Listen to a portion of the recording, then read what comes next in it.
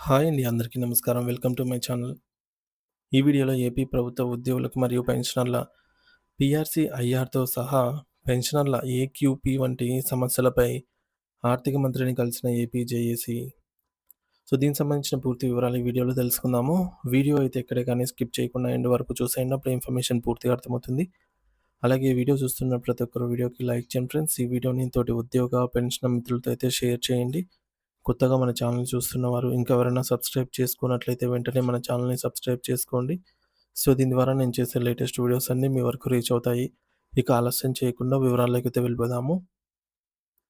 Friends, ఇక విషయానికొచ్చినట్టయితే ఆంధ్రప్రదేశ్ రాష్ట్ర పరిపాలనా కేంద్రమైనటువంటి అమరావతిలోని వెలగపూడి సచివాలయంలో ఉద్యోగ సంఘాల గర్జనతో మరియు కీలకమైన చర్చలతో అత్యంత ప్రాధాన్యతను సంతరించుకుంది.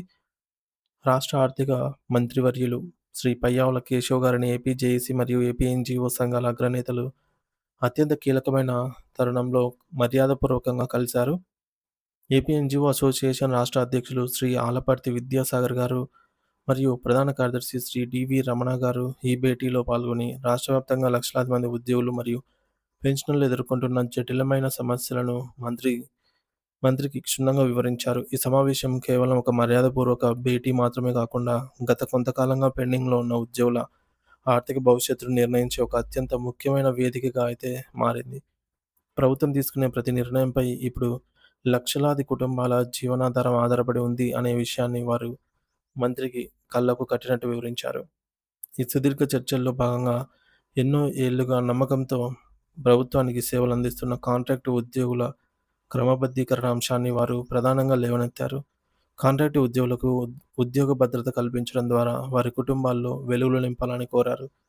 వారితో పాటు ప్రభుత్వ రంగ సంస్థల్లో మరియు వివిధ గురుకుల పాఠశాలల్లో పనిచేస్తున్న సిబ్బందికి పదవీ విరమణ వయస్సును ప్రస్తుతం ఉన్న 60 సంవత్సరాల నుండి 62 సంవత్సరాలకు పెంచాలని డిమాండ్ చేశారు. రాష్ట్రంలోని ఇతర ప్రభుత్వ శాఖల ఉద్యోగులకు ఇప్పటికే 62 ఏళ్ల పదవీ విరమణ వయస్సును అమల్లో ఉన్నందున వీరికి కూడా అదే నిబంధనను వర్తింపజేయడం ద్వారా సమానత్వం పాటించాలని వారు హేతుబద్ధంగా అయితే వివరించారు. మరి దీనివల్ల అనుభవజ్ఞులైన ఉద్యోగుల సేవలు మరికొంత కాలం ప్రభుత్వానికి అందుతాయని వారు పేర్కొన్నారు. మరో అత్యంత కీలకమైన మరియు సాంకేతికమైనటువంటి అంశం ఏమిటంటే కేంద్ర ప్రభుత్వం మెమో నంబర్ 57ను ప్రాతిపదికగా తీసుకొని రాష్ట్రంలోని సుమారు 11,000 మంది ఉద్యోగులను కాంట్రిబ్యూటరీ పెన్షన్ స్కీమ్ సీపీఎస్ పరిధి నుండి మినహాయించి పాత పెన్షన్ విధానం ఓపీఎస్‌లోకి తీసుకురావాలని మంత్రిని కోరారు. ఈ 11,000 మంది ఉద్యోగులకు సంబంధించి కేంద్ర ప్రభుత్వం ఇచ్చిన మార్గదర్శకాలు సానుకూలంగా ఉన్నందున రాష్ట్ర ప్రభుత్వం కూడా వెంటనే చొరవ చూపి వారికి పెన్షన్ భరోసా కల్పించాలని వినతి విన్నవించారు. అలాగే 70 ఏళ్లు పైబడిన వృద్ధ పెన్షనర్ల కోసం అడిషనల్ క్వాంటమ్ ఆఫ్ పెన్షన్ ప్రయోజనాలను పెంచాలని మరియు ఇతర పెన్షన్ సంబంధిత సమస్యలను పరిష్కరించాలని మంత్రి దృష్టికి తీసుకెళ్లారు. ప్రస్తుతం రాష్ట్ర వ్యాప్తంగా ఉన్న ఉద్యోగ వర్గాల్లో నెలకొన్న అతిపెద్ద ఆవేదన మరియు ఆందోళన కొత్త వేతన సవరణ పీఆర్సీ మరియు మధ్యంతర భృతి ఐఆర్ ప్రకటనపైనే ఉంది. ఈ సందర్భంగా ఏపీ జేఏసీ అధ్యక్షులు విద్యాసాగర్ గారు ఒక గంభీరమైన హెచ్చరికను జారీ చేస్తూ వెంటనే పీఆర్సీ కమిషన్ వేయకపోతే మరియు మధ్యంతర భృతిని ప్రకటించకపోతే అసెంబ్లీని ముట్టడించడానికి కూడా వెనకాడబోమని స్పష్టం చేశారు. ఆంధ్రప్రదేశ్ చరిత్రలో ఎన్నడూ లేని విధంగా ఇన్ని కరువు భత్యాలు, డీఏ పెండింగ్‌లో ఉండటం అత్యంత దురదృష్టకరమని, పొరుగు రాష్ట్రాలైన తెలంగాణ లేదా ఇతర రాష్ట్రాల ఉద్యోగుల ముందు తాము ఆర్థికంగా అవహేళనకు గురవుతున్నామని వారు ఆవేదన వ్యక్తం చేశారు. ఒక పక్క ధరలు ఆకాశాన్ని తాకుతుంటే, మరోపక్క జీతాల పెంపు లేకపోవడం వల్ల ఉద్యోగి కుటుంబం గడవడం కష్టంగా మారిందని వారు వివరించారు. ప్రభుత్వం తక్షణమే స్పందించి పీఆర్సీ కమిషన్ వేయకపోతే రాష్ట్రంలోని 25 లక్షల మంది ఉద్యోగ, ఉపాధ్యాయ కుటుంబ సభ్యులతో కలిసి అమరావతి వేదికగా భారీ ఉద్యమాన్ని నిర్మిస్తామని అల్టిమేటం జారీ చేశారు.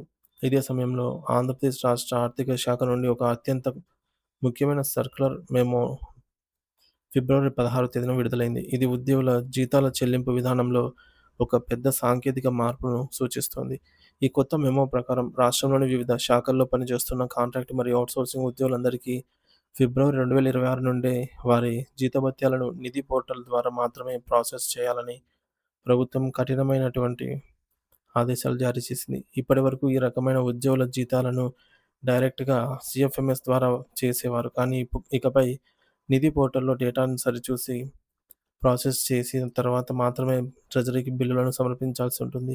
ఈ మార్పు వల్ల జీతాల చెల్లింపులో పారదర్శకత పెరుగుతుందని మరియు అనవసరమైన జాప్యాన్ని అరికట్టవచ్చని ప్రభుత్వం భావిస్తోంది. మరి ఈ కొత్త నిబంధనలు కేవలం సాధారణ ప్రభుత్వ శాఖకే పరిమితం కాకుండా విద్యాశాఖలో పనిచేస్తున్న మినిమమ్ టైమ్ స్కేల్ ఎంటీఎస్ ఉపాధ్యాయులకు మరియు పార్ట్ టైమ్ లెక్చరర్లకు కూడా వర్తిస్తాయని ప్రభుత్వం క్లారిటీ ఇచ్చింది. అంటే ప్రభుత్వ వ్యవస్థలో ఎక్కడ ఏ రకమైన తాత్కాలిక లేదా కాంట్రాక్టు ప్రాతిపదికన పనిచేస్తున్న సిబ్బంది ఉన్న వారందరి వివరాలు ఇప్పుడు నిధి పోర్టల్‌లో నిక్షిప్తం కానున్నాయి. మరి దీనివల్ల ఉద్యోగుల హాజరు, పనితీరు మరియు జీతాల వివరాలను ప్రభుత్వం ఒకే చోట పర్యవేక్షించడానికి వీలవుతుంది. మరి ఈ సాంకేతిక మార్పులు ఒకవైపు జరుగుతుంటే, మరోవైపు ఉద్యోగులు మాత్రం తమకు రావాల్సిన పీఆర్సీ, ఐఆర్ మరియు పెండింగ్ డీఏ బకాయిల కోసం వెయ్యి కళ్ళతో ఎదురుచూస్తూ ఉన్నారు. ఆర్థిక మంత్రి పయ్యావుల కేశవ్ గారు ఈ సమస్యలపై సానుకూలంగా స్పందించి, త్వరలోనే ఒక పరిష్కారం చూపుతారనైతే ఉద్యోగ సంఘాలు ఆశాభావం వ్యక్తం చేస్తున్నాయి. ప్రభుత్వం నుంచి వచ్చే ప్రతి అప్డేట్ ఇప్పుడు ఆంధ్రప్రదేశ్ రాష్ట్రంలోని ప్రాతిప ఆహ్, 25,00,000 మంది జీవితాలపైన నేరుగా ప్రభావం చూపబోతోంది.